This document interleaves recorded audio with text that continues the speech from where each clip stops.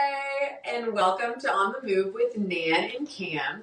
And we are joined today by Meghan Keogh, who is the race director for the Allianz Richmond Marathon this year. Welcome. Glad to be here. Meghan, friend of the pod. She's been on many a time. You might recognize her from UCAR's Flying Avenue 10K promotions for sure, and Dominion Energy River Rock. But this is her first year in all her time at Sportsbackers as the race director for the Allianz Richmond Marathon. That's powerful. It is. It's very exciting and a little nerve-wracking, but I'm sure. So it is your first year as race director. So how are you feeling about it? I'm feeling great about it. Yeah. We all know the marathon's sold out, and we've got some people coming off the wait list every day. The half marathon is about to sell out. I think that'll be sold out within the next week or so. Yeah. And so, people are really loving the race, and I'm really excited to be a part of it again this year. Yeah, it's been a thrilling week for sure. Week and a half, maybe even, I guess, because we sold out this last Monday. It was last Monday. It's big time, we don't sell out all the time. Yeah, and we were talking about not even, because we also sold out last year, and it's not even just that we sold out this year, but the demand and, how many people we've been seeing on the wait list. It's crazy. We're like, hey, everybody. Where's everybody coming from? So what do you, obviously, if you follow us on social media, you've already seen the video, but we're going to go through some of these questions so everybody can hear. What do you think has contributed to the sellout, the early sellout this year, and the running boom in Richmond? Yeah, I think, when it comes to the Richmond community, I think it's certainly the number of run clubs that we have here in Richmond. We have such an amazing community, and so many people that are out organizing people and meeting people and just, going out and getting together and being active. And that's really made a tremendous impact on what we do. Because as you guys know, our whole mission is to get people active. And so, this boom has been just an amazing thing, not only for us as an organization, but for the community as a whole. Yeah, and when I went out, they have started doing, all the run clubs have started doing one community run a month where all of the Richmond run clubs come together, and there's so many people out there. I was like, what the heck is everybody doing out here? There are so many people, which is awesome just because a lot of the time when there starts to become a bunch of different groups, then people feel isolated to just being in one of their groups. And I swear I've seen people who run with We Off the Couch, and they also run with Effect, and they also run do things with the project. Yeah. And I'm I don't know how y'all have that many hours in a day to run and be active, but it is great. It's something good that they're doing for their bodies and for the community and connection. So there's nothing to complain about. Yeah, my sister-in-law was telling me recently that a friend of hers had moved out of Richmond. And after she moved, she said, I never realized just what Richmond had to offer in the running community. And where she lives now, it's just not the same. And she was like, I really didn't even understand what I had while I was there. It was until I moved away that it really hit me. Yeah. Yeah. We had friends that just moved to New Jersey that the husband said the same thing. He was like, I just miss the he was like, because without it, he's like, I don't think I realized that running was incredibly social for me. Because he's like, without it, he's training for New York right now. And he was like, without it, I'm going out by myself. And he's like, but it used to be this is my catch-up time. He was like, when I would run MTT with Tyler, he was like, this is my catch-up time. We're going to talk, and that makes it something I'm looking forward to. Right. Yeah. And I feel I've also been inspired by people like Conrad, who lived here, and he's moved to Michigan now, but he went out there and started his own run club. He now has his own little run club because he, again, was it's not the same out here. It's super quiet, quaint, and people just don't get together to run, and he started his own thing. And I feel that's so powerful from having that feeling, because there's so many things for you to do in Richmond, and then taking that and expanding it to another state is crazy. That's so crazy. Yeah.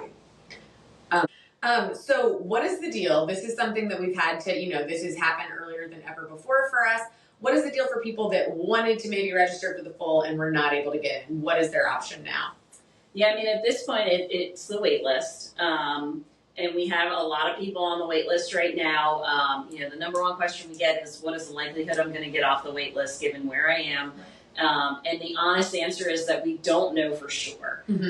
What I can say is that historically, we have had up to like 400 people defer every year. And then we've also had several hundred people transfer from the marathon into the half marathon. Right. And so every time somebody defers or transfers, it opens up that spot for the next person on the wait list. Yeah. There's also the possibility that as we get closer to race day, people on the wait list might not take the spots as they open up. And so, you know, you have a limited amount of time to claim your spot. And if you don't, then it goes to the next person. So I really do think that we'll have several hundred people get off the wait list, but it's really hard to know for sure. It just depends on what other people are doing and how their training's going and, you know, what they're looking forward to. Yeah. I will also say, just sign up for that half. You want to be a part of race day. You want to experience the fun. The half is not half the fun. It is the full fun. So you still want to do that. So we'd strongly suggest signing up for that, And definitely. Hurrying up and doing that, because we anticipate that selling out early next week, which is also just crazy.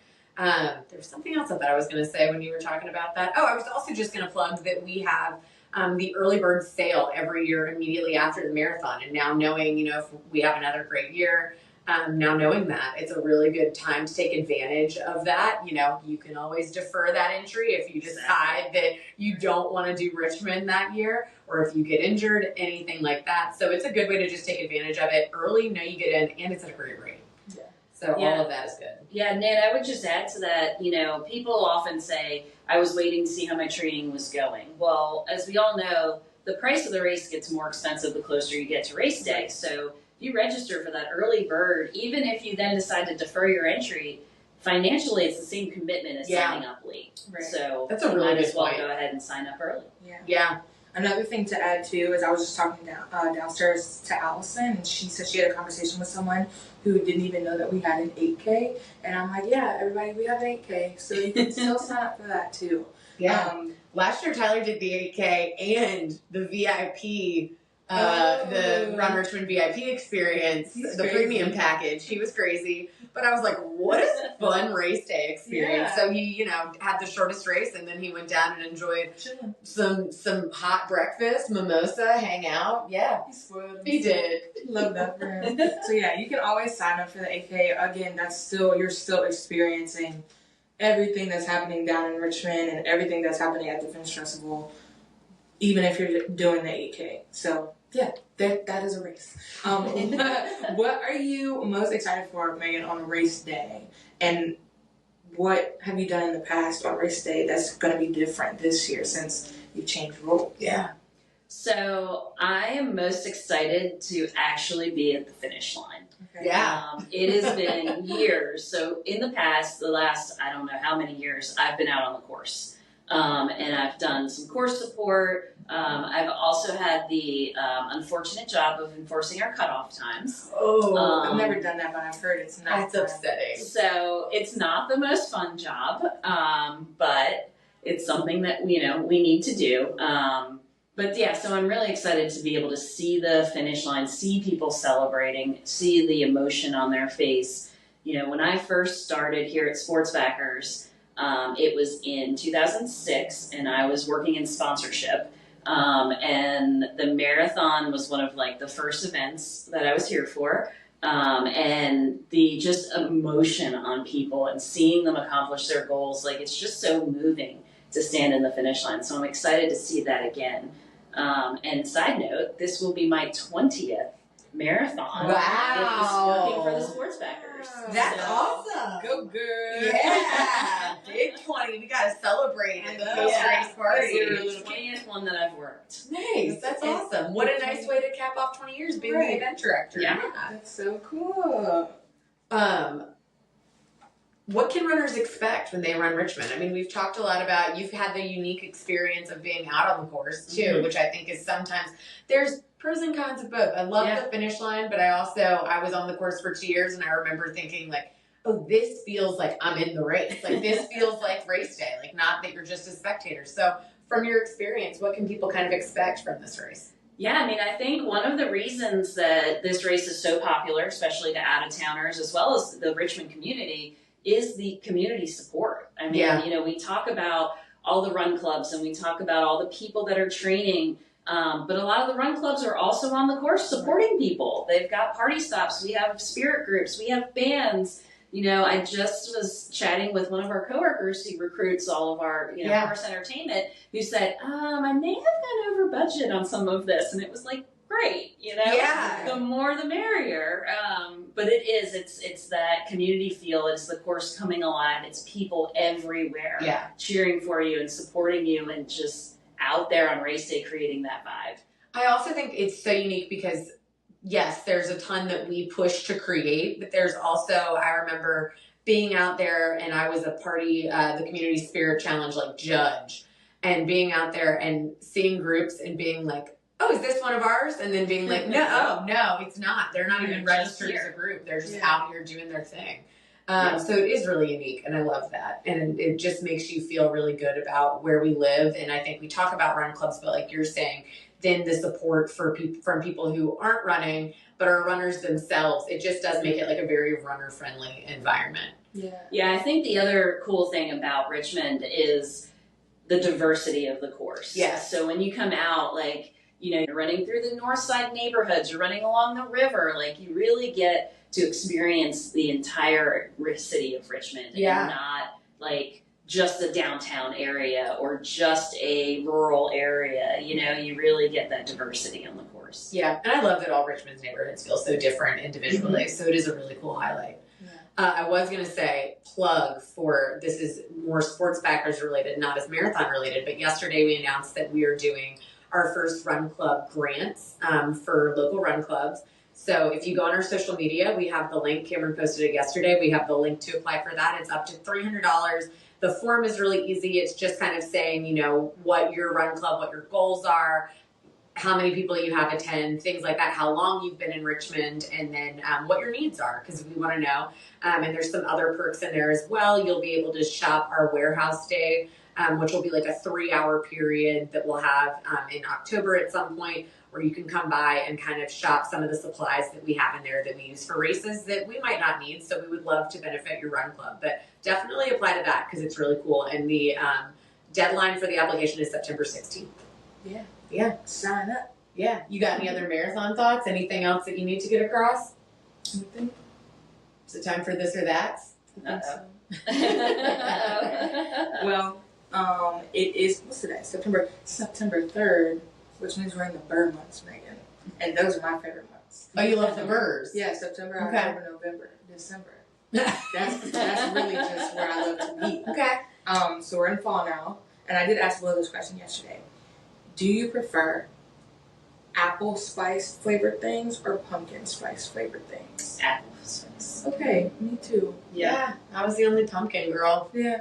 She had a PSL yesterday. I did. Not my fave. Basic I lady. love apple flavored stuff. I don't know. And I go to Carter Mountain every year and get apples and make stuff. We also got some apple butter and apple sauce from there.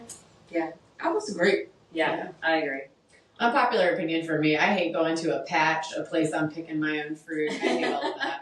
I will go like for the ambiance, but like give me, when I go to Carter Mountain, I'm like, I'll sit here in the store. Mind you, I'll get some donuts and I'll sit out and look at the view, but like they got apples in the store. Yeah. So yeah, unpopular, but When my oldest son was about 10 months old, we went to the pumpkin patch with him, and my husband said, he goes, do you want to pick any pumpkins? And I was like, no, I'm just here for the pictures. That's 100% it. Yeah, I agree.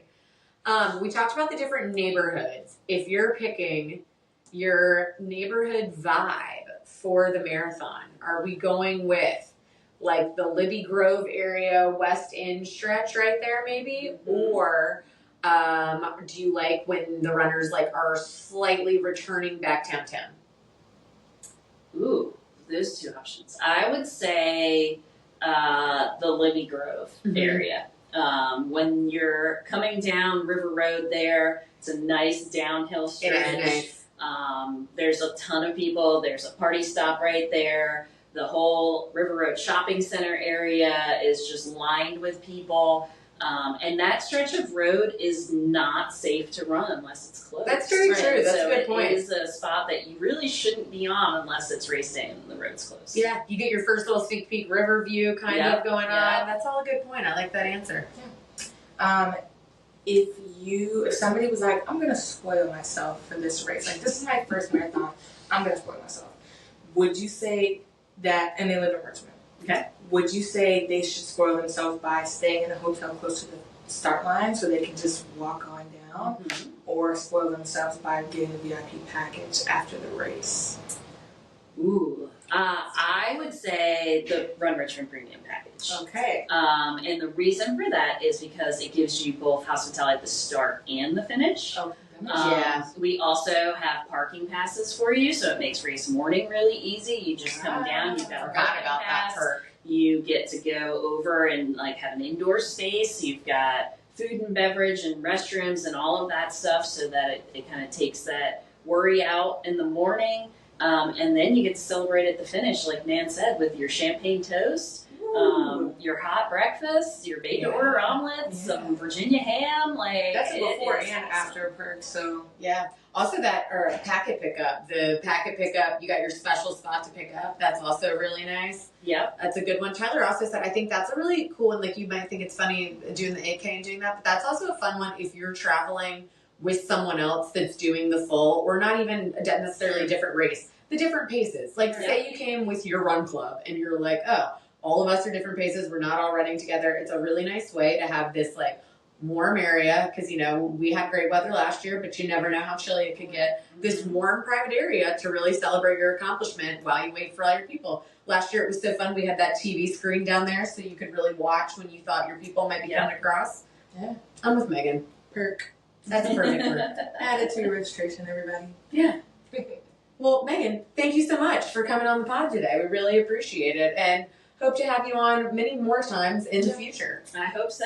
Yeah, I'm sure actually we'll have Megan on very close pre-marathon. We just had to have her on to introduce her to everybody and just celebrate this record-breaking year.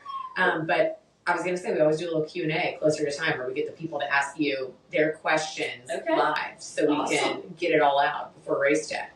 Can't wait. Great. Well, get on the wait list, sign up for the half, and apply for that Run Club grant. And thank you all so much for listening. See you next week. Bye.